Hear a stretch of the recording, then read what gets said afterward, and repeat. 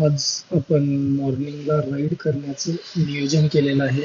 आज शनिवार आहे मित्रांनो, आणि पहिल्यांदाच Saturday morning ride, breakfast ride आपण करणार आहोत.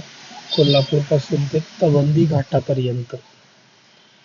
आणि सकाळी सकाळी बाईक घेऊन बाहेर पडल्यावरती वातावरण खरंच एक नंबर वातावरण आहे. शौनाक्याचा ब्रिज क्रॉस करताना पुढे सूर्य उगवत असलेलं तुम्हाला दिसत असेल. तर वातावरण खरंच एक नंबर वातावरण आहे या ठिकाणी. आणि मॉर्निंग राईड करण्याची खरी मजा तुम्हाला पहाटेच्या टायमिंगला, म्हणजेच अर्ली मॉर्निंगला ज्या वेळेला तुम्ही बाहेर पडता बाईक घेऊन, त्यावेळेला लक्षात येईल. तर आता आपण गोकुळ शिरगाव या ठिकाणी पोचलेलो आहे आपण. तिथून आता पुढं तौंदीकडचा मार्ग आपण करतोय. स्तवनिधी हे एक देवस्थान आहे. आणि हायवे राईड करायचं असेल तर कोल्हापूर पासून डिस्टन्स अगदी योग्य आहे स्तवनिधीला जाण्यासाठी. आणि हायवे टू हायवे राईड खूपच चांगल्या पद्धतीची या ठिकाणी होते. आणि आमचा पण अचानकच प्लॅन ठरल्यामुळे आम्ही देखील आता स्तवनिधीकडे चाललेलो आहे. समोर लाल लाल असा सूर्य उगवताना दिसत आहे. हे बघा मित्रांनो, वाटेत ऍक्सिडेंट झाला इथे ट्रकचा. तर पहाटेच्या टायमिंगला जरा धुकं असतंय, त्यामुळं गाड्या वगैरे सावकाश चालवा तुम्ही पण, कारण वाटेमध्ये दुर्घटना होण्याची शक्यता पण असते. त्यामुळे जरा जपून. आता जयसिंग तलाव कागलच्या जवळचा भाग आम्ही क्रॉस करायलो, आणि कागल क्रॉस करून आता पुढे आम्ही मार्गस्थ होत आहे. या ठिकाणी क्लाउड जास्तीत जास्त दिसलेला आपल्याला दिसत आहे. खरंच मित्रांनो, वातावरण खरंच खूप सुंदर आहे. आणि हे आमचे आता नवीन 2 मित्र जॉईन झालेले आहेत आम्हाला. हंटर वरती आहेत हे समोर, आणि ते देखील आपल्यासोबतच राईड करत आहेत. तर असा हा पहाटेचा आमचा छोटासा 60 किलोमीटरचा प्रवास. कोंडनळी टोल नाका आम्ही आता क्रॉस करून चाललेलो आहोत. खूप चांगलं वातावरण आणि मनाला अगदी प्रसन्न करणारं, एनर्जी देणारं असं वातावरण या ठिकाणी आहे. तर सकाळी राईड करताना थंडी भरपूर आहे मित्रांनो या ठिकाणी. म्हणजे गाडीवरनं जाताना थंडी लागते आपल्याला, थंडी भरपूर आहे. सूर्य नुकतंच आता उजाडत चाललेला आहे, त्यामुळे जरा बरं वाटतंय, वातावरण चांगलं वाटत चाललंय. या ठिकाणी हायवेचं काम देखील 8 पदरीचं काम चालू असल्यामुळं डायव्हर्जन्स सारखे सारखे आपल्याला दिसत आहे तिथं. पण काही पण म्हणा मित्रांनो, सकाळी बाहेर पडल्यानंतर लवकर जी वातावरणाची मजा आहे ती कशातच नाही. आणि आता आपल्या समोर डोंगर वगैरे ते दिसतोय. तवंदीचा घाट रस्ता या ठिकाणी चालू झालेला आहे. आणि आता आपण स्तवनिधीकडे, म्हणजे मंदिराकडे जाण्याचा मार्ग या ठिकाणी हायवे सोडून आतमध्ये आपण धरणार आहे डाव्या बाजूला. तर आपला आता हायवे आपण एक्झिट केलेला आहे, आणि आता देवस्थानाकडे आपण चाललोय. या ठिकाणचं वातावरण तर खरंच अतिशय सुंदर वातावरण आहे. आणि बाईकवरून असल्यामुळे तर खूपच म्हणजे फ्रेश, आणि म्हणजे मी व्यक्तच होऊ शकत नाही तुम्हाला की काय कशा पद्धतीचं या ठिकाणी वातावरण आहे. याबद्दल खूपच सुंदर असा रस्ता, हिरवीगार झाडी आणि समोर डोंगर आपल्याला दिसत आहेत बघा इथं. आणि हे गाड्यांचं पार्किंग आहे मंदिराकडे जाण्यासाठीचं. आणि या ठिकाणी आपण गाडी लावून आता मंदिरामध्ये एंट्री करणार आहोत. आता इथं कुठेतरी गाडी लावायला जागा शोधतो, गाडी लावून घेतो, आणि मंदिरात गेल्यानंतर तुम्हाला मंदिर कसं आहे ते दाखवतो. हे बघा मित्रांनो, आपण मंदिराच्या आतमध्ये सभा मंडपाच्या ठिकाणी आलो. मानस्तंभ आहे. जैन मंदिर देखील, जैन देवस्थान असल्या कारणाने या ठिकाणी जैन मंदिर आहेत. तुम्हाला या पहिल्या मंदिरामध्ये आतमध्ये पार्श्वनाथ भगवानांची मूर्ती दिसत असेल, जैन तीर्थंकरांची मूर्ती. तर याच ठिकाणी आपण याचं दर्शन घेतोय. आणि हे शांतीसागर महाराज, आचार्य श्री शांतीसागर महाराजांची मूर्ती स्थापन केलेली आहे या ठिकाणी. या ठिकाणी देखील तीर्थंकरांची मूर्ती आहे, पार्श्वनाथ तीर्थंकरांची.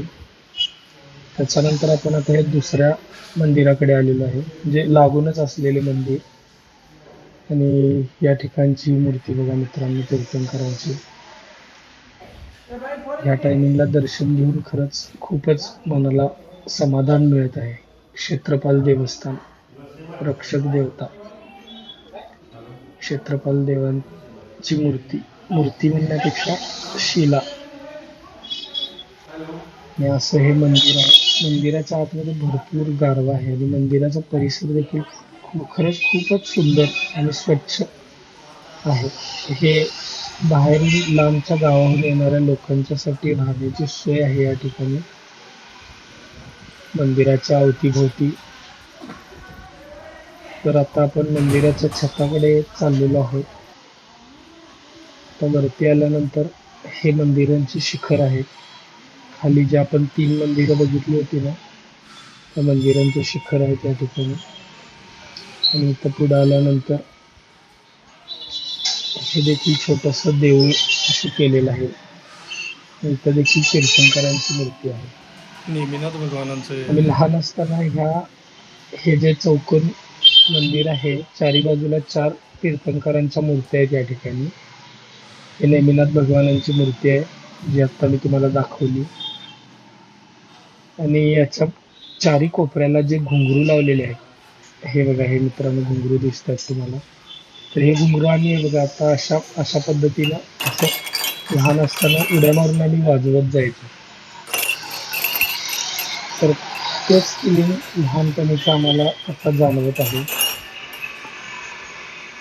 खरंच खूप सुंदर असा हा अनुभव या ठिकाणी आलेला आहे. आणि तिथून बाहेर पडल्यानंतर मंदिराच्या बॅक साईडला जो दरवाजा आता माझ्या पाठीमध्ये तुम्हाला दिसेल, हा जो दरवाजा आहे ना, इथून बाहेर आल्यानंतर आता असंच पुढे गेल्यानंतर पुढं देवस्थान आहे,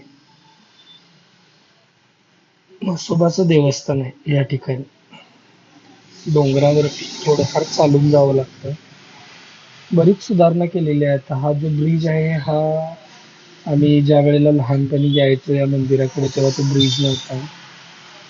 आणि त्या ब्रिजवरून आता क्रॉस केल्यानंतर हा रस्ता देखील खूप मोठा करण्याचं यांचं काम चालू झालेलं दिसतंय. पण आम्ही हे साईडला पायऱ्या आहेत, तिथून आम्ही आता चालत चालत चाललेलो आहे वरती. आणि अशा पद्धतीचं हे जंगलामध्ये कुठेतरी, जंगलामध्ये असं म्हणता येणार नाही, पण थोडंफार झाडी या ठिकाणी आहे भरपूर. आणि मोर देखील खूप आहेत मित्रांनो या ठिकाणी. मला एकच मोर दिसला, पण मोर भरपूर आहेत या ठिकाणी. मोर आणि माकडं या ठिकाणी भरपूर आहेत. तर आता मी या पायऱ्या चढून वरती म्हसोबाचं जे देवस्थान आहे त्या ठिकाणी आम्ही आता चाललेलो आहे. सगळेजण आम्ही पोरं पहाटे पहाटे अगदी या ठिकाणी आलेलो. त्या देवस्थानाला देखील मित्रांनो ही तटबंदी किंवा जे काही जाळी काम वगैरे केलेलं आहे, हे याच्या आधी काही नव्हतं. हे डायरेक्ट ओपनच होतं, पण आता हे पॅक केलेलं दिसतंय. आणि या ठिकाणी दर्शन घेतल्यानंतर थोडा वेळ आम्ही बसू आणि त्याच्यानंतर परत जायचं किंवा काय करायचं हे ठरवू. तर हे सगळं केजचं जे काय काम आहे हे आत्ताच केलेलं आहे. हा बघा मित्रांनो, आजूबाजूच्या डोंगरातील परिसर. थंडी भरपूर आहे इथं. नुकतंच आता थोडंसं ऊन आल्यामुळे आम्हाला जरा बरं वाटतंय, पण थंडी खूप आहे. हे आमचे मित्र बसलेत. आणि आता इथून पुढं थोडंसं आतल्या रस्त्याने पाऊल वाटेने पुढं चालत जायचं असं चर्चा करत बसलोय. तर आता पायामध्ये चप्पल नसल्यामुळे होय नाही करत आता आम्ही पुढं निघालो पाऊल वाटेने. ट्रेकिंगचा मार्ग खरं एक नंबर आहे ह्यो. या ठिकाणी जरा झाडी वगैरे जास्त आहे कुठतर पुढे आणि वस्ती असेल. निसर्ग खूपच सुंदर निसर्ग आहे या ठिकाणी. त्या डोंगरावरून आता पाऊल वाटेने आम्ही आता चालत चाललोय. तरी हे मऊ आहे. निसर्ग एवढे बघा दगड मित्रांनो, टोचनात.